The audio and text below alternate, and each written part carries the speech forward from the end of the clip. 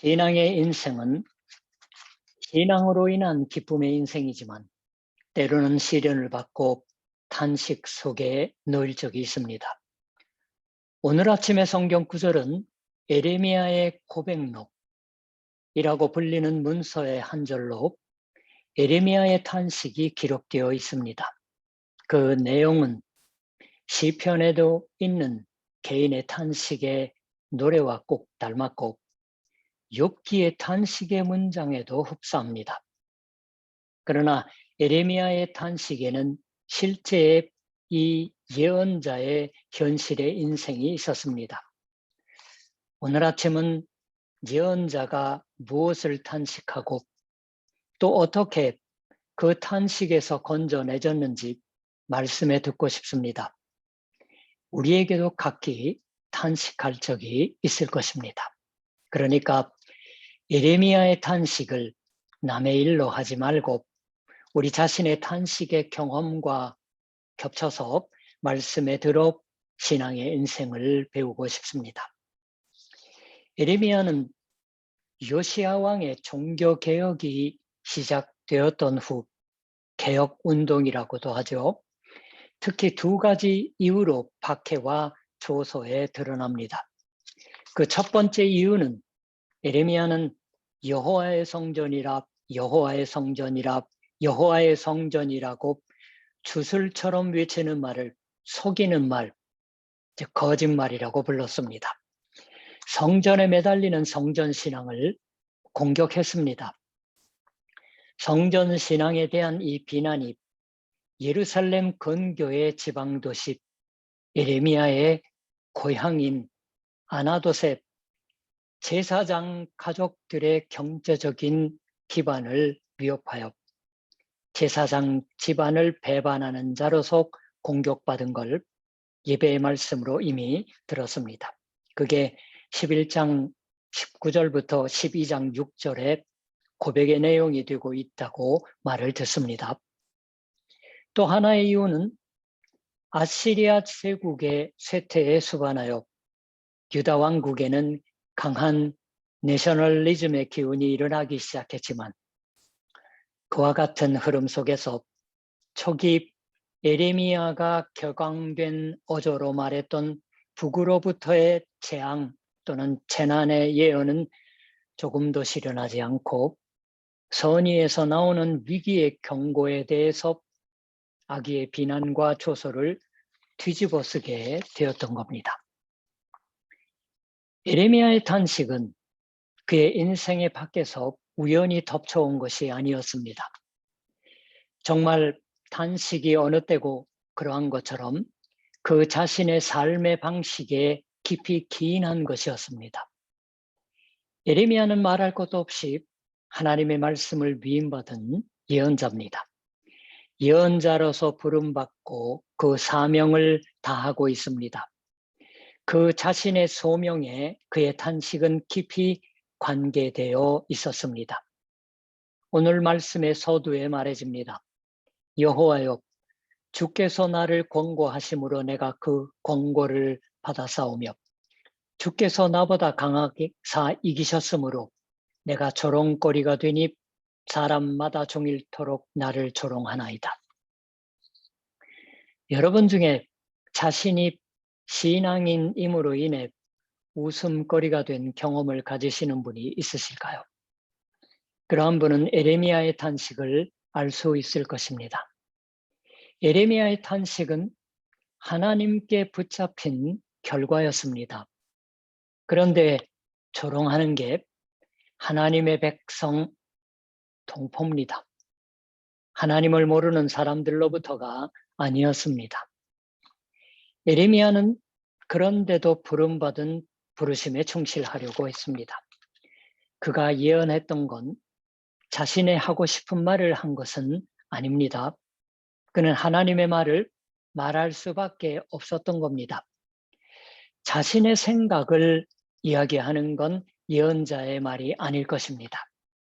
예언자는 자기로는 하고 싶지 않은 말도 하지 않으면 안 됩니다.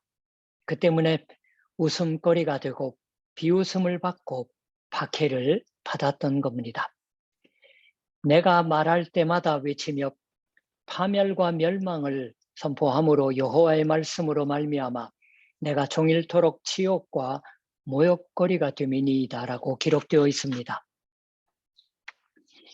예언자의 탄식의 배경에는 무엇이 있었던 건지는 제법 명백합니다. 예레미야는 하나님의 말씀으로서 닥쳐오는 재앙을 예언했습니다. 아시리아를 대신해버린 바벨론의 위협, 그러한 사태를 안이하게 생각하고 있던 그 시대의 제사장들이나 거짓 예언자들과는 달라서 그는 재앙의 도래를 말하고 신앙애로 진실하게 되돌아올 것을 촉구했습니다. 그러나 사람들은 예레미야가 하는 말에 참을 수 없었습니다. 거기서 예레미야를 향해서 웃고 조소하고 증오를 터뜨리고 그리고 박해했습니다. 예레미야의 친족이나 친구들도 그 속에 있었던 거예요. 내 친한 벗도 다 내가 실족하기를 기다리며 라고 오늘 아침 10절에서도 예레미야는 말하고 있습니다. 실제로 그 무렵 예레미야의 예언과 거의 흡사한 예언을 한 우리야라는 예언자가 있었습니다. 사람들의 박해를 두려워해 그는 이집트에 도망해 버립니다. 그러나 억지로 데리고 와서 유다 왕 여호야김 앞에 끌려 나와 살해되어 버립니다. 그 일어난 일은 예레미야서 26장에 기록되어 있습니다. 예레미야도 같은 모양의 위험한 상태에 있었던 겁니다. 사반의 아들 아히감의 손이 예레미야를 도와주어 그를 백성의 손에 내어주지 아니하여 죽이지 못하게 하니라. 시대는 아마 기원전 600년 무렵에 이를 것입니다. 만약에 학자들의 연구대로 그렇다면 이미 아시리아의 수도였던 니느웨가 멸망한 것이 기원전 612년이고 그리고 아시리아 제국이 완전히 사라진 건 기원전 604년경이라고도 학자들이 말합니다. 오늘 아침 말씀 직전에 여호와의 성전 최고 감독자, 총감독이었던 제사장 바스울의 것이 기록되어 있습니다. 그는 에레미야의 예언에 몹시 화를 냈습니다. 바스울이 선지자 에레미야를 때리고 여호와의 성전에 있는 베냐민 문 위층에 목에 씌우는 나무 고랑으로 채워두었더니라고 있습니다. 20장 2절에요. 다음날 바스울이 에레미야를 풀어주었을 때 에레미야가 그에게 말했습니다. 여호와께서 내 이름을 바스울이라 아니하시고 마골 밋사빗이라 하리라. 마골 밋사빗, 우리 성경에는 히브리어 원문의 발음대로 나와 있지만 일본어 성경은 그렇지 않아요. 에레미야가 재앙의 말로서 그 자신이 한 말입니다. 좀 전에 말씀드렸지만 에레미야가 북으로부터의 재앙을 경고하기 위해서 사용했던 말입니다. 6장 25절에 너희는 밭에도 나가지 말고 길로도 나가지 말라. 원수의 칼이 있고 사방에 두려움이 있음이라. 마골 밋사빗이에요. 그래서 사람들은 그걸 흉내내 사방에 두려움이 있다라고 해서 별명처럼 예레미야를 놀리고 조소했습니다. 놀림의 말에는 독이 들어있으며 증오가 담겨져 있습니다. 17장 15절 여호와의 말씀이 어디 있느냐 이제 임하게 할지어다라는 조소의 말에 통하는 것입니다. 예레미야를 박해하는 자의 공포가 사방에서 예레미야에게 밀어 닥치고 있다고 하는 협박이라고 간주됩니다. 예레미야는 그러한 박해를 몇 번이나 받고서 그 경험 끝에 오늘 아침에 탄식의 고백을 문장으로서 남겼다고 말해집니다. 예언자 자신의 그러한 고백은 다른 예언자들에게서는 거의 볼 수가 없는 것입니다. 바스올의 사건보다 좀 후에 거짓 예언자 하나냐가 죽은 후가 아니었던지 28장에 나와요. 그렇지 않으면 때는 기원전 594년의 여름의 마지막에 해당한다. 그러한 상세한 설을 이야기하는 연구자도 있습니다. 기원전 597년에 1차로 바벨론에 의해서 일부 포로로 잡혀가죠. 그 10년 후에 완전히 망해버리는 겁니다. 유다 왕국이. 예레미야의 탄식의 이유는 예언자로서의 성실한 활동으로 인해 사람들의 박해를 만났던 것입니다. 그렇다면 예언자인 것을 그만두면 좋다고 말하겠지만 그렇게 말하는 사람이 있다면 그 사람은 신앙을 잘 알지 못하고 있다고 하지 않으면 안 될 것입니다. 예언자를 그만두면 좋다. 하나님의 말씀을 이야기하지 않으면 되지 않냐. 주위의 장단에 맞춰주면 좋다. 그러나 그렇게 할 수 있습니까? 신앙인을 그만두는 것은 자신을 그만두는 것일 테지요. 자기가 아닌 인간으로서 사는 것일 테지요. 그러나 그것은 할 수 없는 일입니다.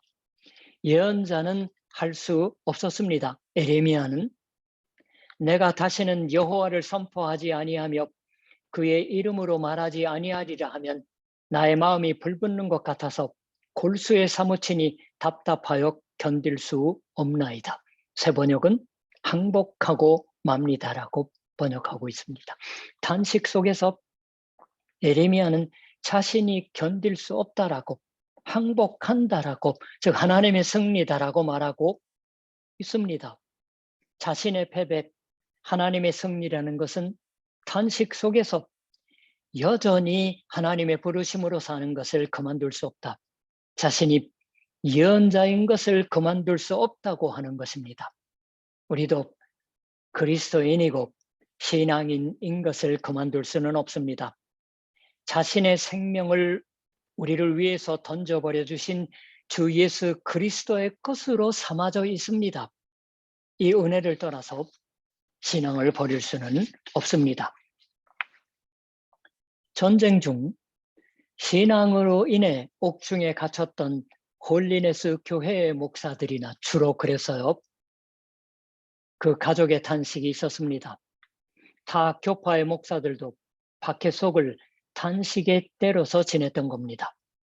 박해의 때에 탄식의 때를 지냈던 건 그 이외에 지낼 방도가 없는 일이었습니다. 그리스도인으로 고난을 받으면 부끄러워하지 말고 도리어 그 이름으로 즉 그리스도인이라고 불리는 것으로 하나님께 영광을 돌리라. 우리가 이미 예배 말씀으로 배웠던 베드로전서 4장 16절에 기록되어 있습니다. 주 예수는 우리를 위해서 십자가의 지옥을 지시고 나무에 달려 죽는 것은 하나님께 저주받은 인간이라고 하는 신명기의 말씀이 있는 거예요. 그걸 부끄러워하시지 않았던 겁니다. 그러니까 남겨진 활로는 하나밖에 없습니다. 그것은 탄식을 하나님을 향해서 고백하는 것입니다. 남김없이 하나님께 털어놓는 것입니다. 예레미야가 그렇게 했습니다. 하나님 앞에 탄식한다. 우리에게도 그것밖에 없을 것입니다. 하나님 앞에 남김없이 전면적으로 털어놓아서 탄식하는 그러한 방식으로 하나님께로의 신뢰에 사는 것입니다. 이 탄식이 11절에서 돌연히 변화하고 있습니다. 예레미야의 탄식은 갑작스런 변화를 이루어 11절부터 13절에서 승리를 확신한 힘찬 신앙의 말로 바꿔지고 있습니다. 놀라운 변화가 이루어지고 있다고 말해지고 어떻게 해서 이 변화가 일어났던 거냐고 문제시 듭니다. 탄식이 감사와 하나가 되고 찬양으로 바뀌어졌습니다. 변화는 11절에 그러하오나 여호와는 에서 시작되고 있습니다. 그러하오나 여호와는 나와 함께라고 예레미야가 말하는 겁니다. 여호와는 나와 함께 두려운, 새 번역은 힘센 용사로 있으시다라고. 예레미야는 탄식 속에서 주 하나님 야훼의 존재를 체험했던 겁니다. 주 하나님의 임재를 체험하는 것은 주님이신 하나님이 있으시고 이 나와 나의 탄식을 하나님 자신의 것으로서 받아내어 주시고 있다고 체험했던 것을 말합니다. 하나님께로의 탄식은 기도입니다. 그 탄식의 기도 속에서 하나님의 임재에 강한 감동을 받는 일이 일어나고 탄식하는 나와 함께 여호와가 있어 주시고 나의 탄식을 들어주시는 걸 체험했습니다. 이 기도가 어디서 되어지고 있었냐가 열쇠가 됩니다. 12절에 만군의 여호와여라고 기도되어지고 있습니다. 의인을 시험하사 그 폐부와 심장을 보시는 만군의 여호와여. 11장 20절에 나온 말이 되풀이되고 있어요. 그때의 설교도 한번 다시 참조해 보시기 바랍니다. 만군의 여호와 야훼 제바오스, 구약 성경에서 247번 나옵니다. 신약 성경에는 물론 히브리어가 아니고 헬라어, 그리스어이지만 만군의 여호와, 새 번역은 만군의 주라고 번역하고 있는 것은 딱 두 군데예요. 로마서 9장 29절과 야고보서 5장 4절에만 나옵니다. 만군의 여호와란 이스라엘의 언약 제사에서 불러지는 하나님의 이름입니다. 이 하나님의 이름이 불러지고 있는 것은 예레미야의 탄식의 기도가 언약 무리의 제사, 즉 예배에 참석하고 있는 것을 보이고 있습니다. 구체적으로 어떠한 무리의 예배였었는지, 누가 예레미야와 함께 있었는지 그것은 알 수 없습니다. 제자인 바룩이나 예레미야의 제자인 바룩은 유명해요. 예레미야를 보호한 아히감의 이름은 알려져 있습니다. 그러나 아무튼 예언자 예레미야는 그 탄식 속에서 혼자 고독하지 않았던 겁니다. 아니, 고독했겠지만 고독한 채로 그런 대로 언약제사, 회복된 백성과 하나님과의 관계, 그들은 내 백성이 되겠지만 그들은 내 백성이 되겠고 나는 그들의 하나님이 될 것이며 32장 28절에 나오는 말씀이에요. 그렇게 말하시는 언약 전통의 예배 속에 예레미야가 함께하고 있었던 겁니다. 예레미야의 탄식은 쉽사리 다른 사람을 가까이 오지 못하게 하는 깊고 고독한 탄식이었다고 생각합니다. 어떤 탄식도 그것을 괴로워하고 있는 건 바로 그 사람이지 딴 사람이 아닙니다. 그러니까 탄식은 사람을 고독하게 한다고도 말할 수 있을 것입니다. 그러나 혼자 고독한 탄식의 예언자를 채택하고 그 예언자가 걷는 길로서 언약 제사의 전통과 예배 공동체가 중대한 역할을 다하고 있었습니다.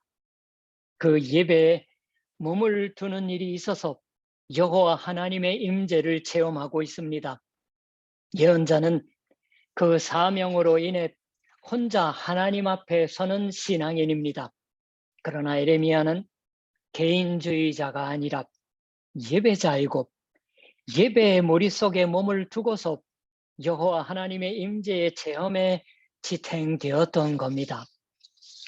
그러니까 13절에서는 예레미야는 여호와께 노래하라, 너희는 여호와를 찬양하라고 다른 회중에게 부탁하고 있습니다.